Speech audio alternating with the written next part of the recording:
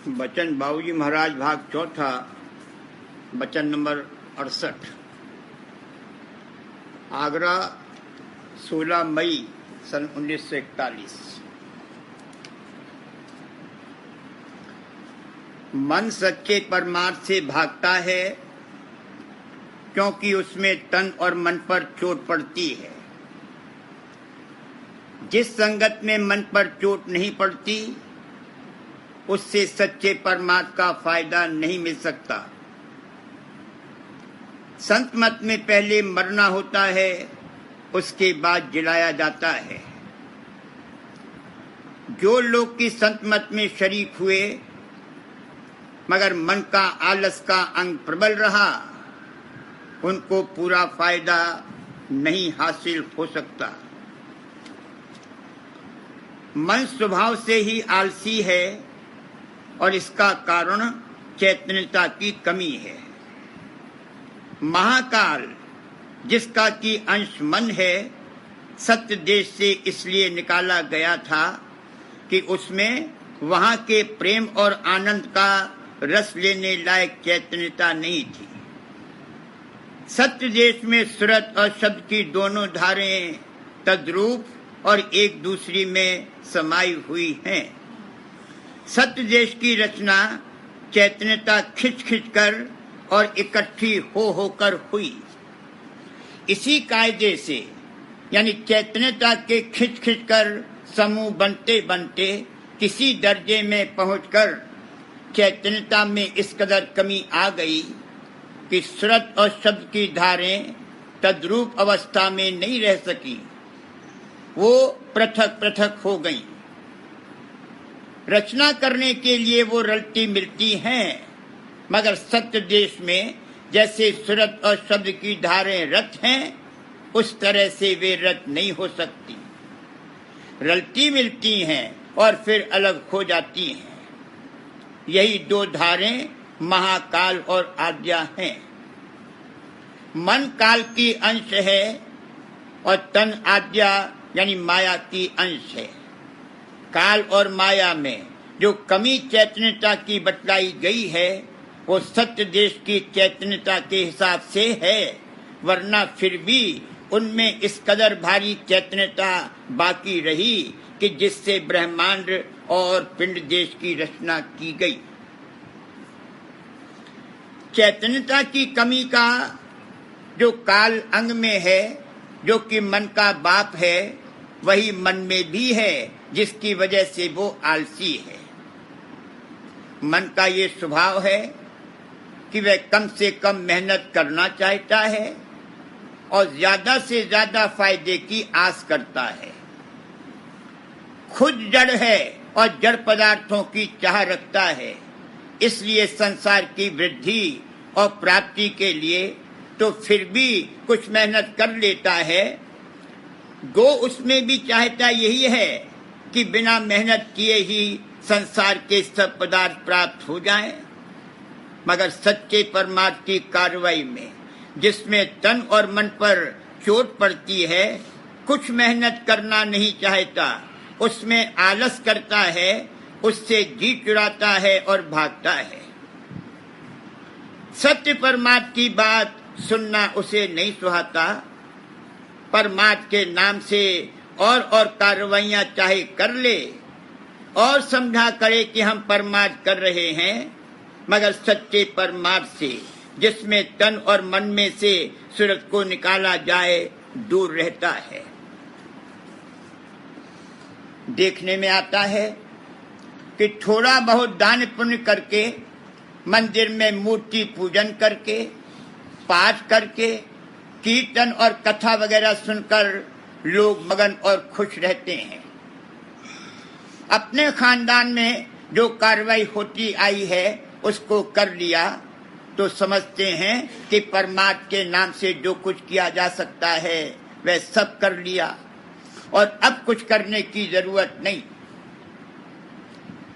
गोया इस तरह से निश्चिंत और बेफिक्र रहते हैं।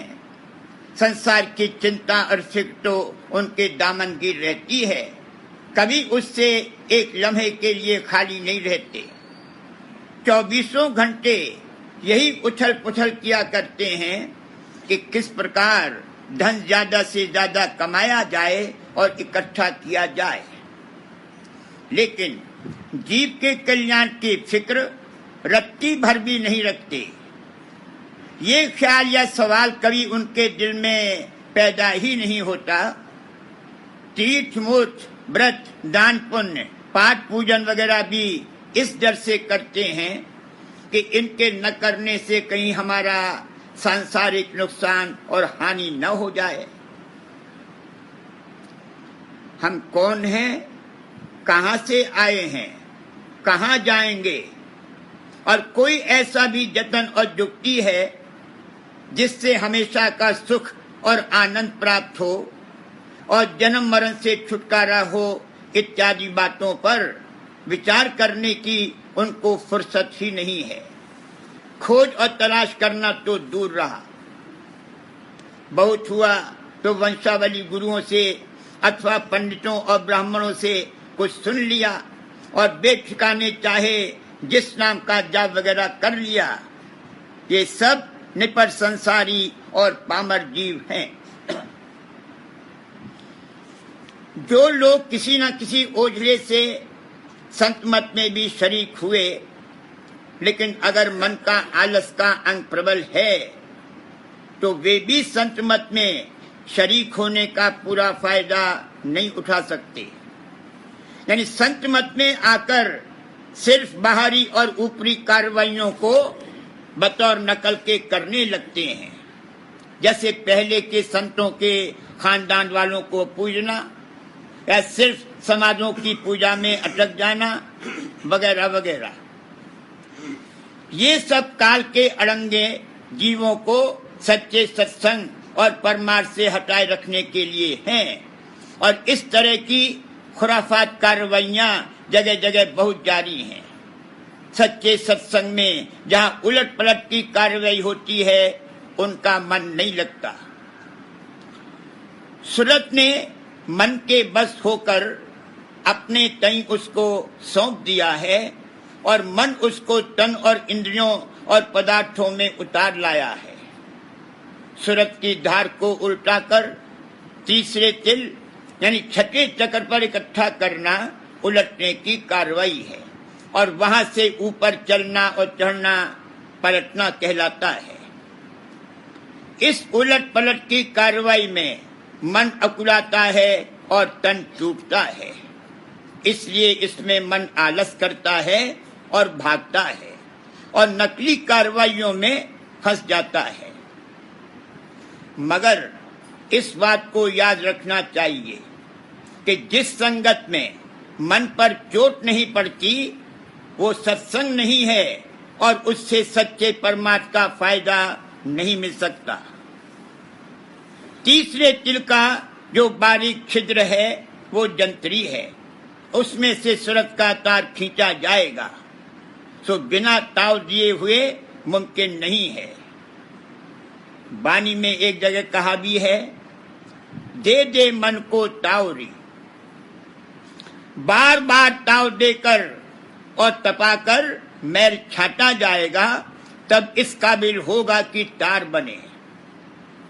फिर इसको बार बार जंतरी में से खींच खींच कर धीरे धीरे मोटे से बारीक और पतला किया जाएगा और स्थूलता झड़ती जाएगी। ये बड़ा कठिन काम है, मगर घबराने की कोई बात नहीं है। अगर संत सद्गुरु और उनके सत्संग की शरण ले ले तो वे इसके साथ और अंग संग रहकर इस काम को करा लेंगे। संत मत में सिर्फ मारना ही मारना नहीं है, बल्कि मारना और जलाना दोनों है। टुकड़े टुकड़े करके फिर जलाया जाएगा। इस तरह बार बार करते करते उस जंतरी में से तार निकलेगा। जो लोग कि जब तक खातिरदारी होती रही तब तक तो सत्संग में टिके, और जो ही उनके मन को छेड़ा गया कि सत्संग छोड़कर भाग गए, वे आलसी और चोर हैं। खैर, जब कुछ कर्म हल्के हो लेंगे तब फिर आवेंगे।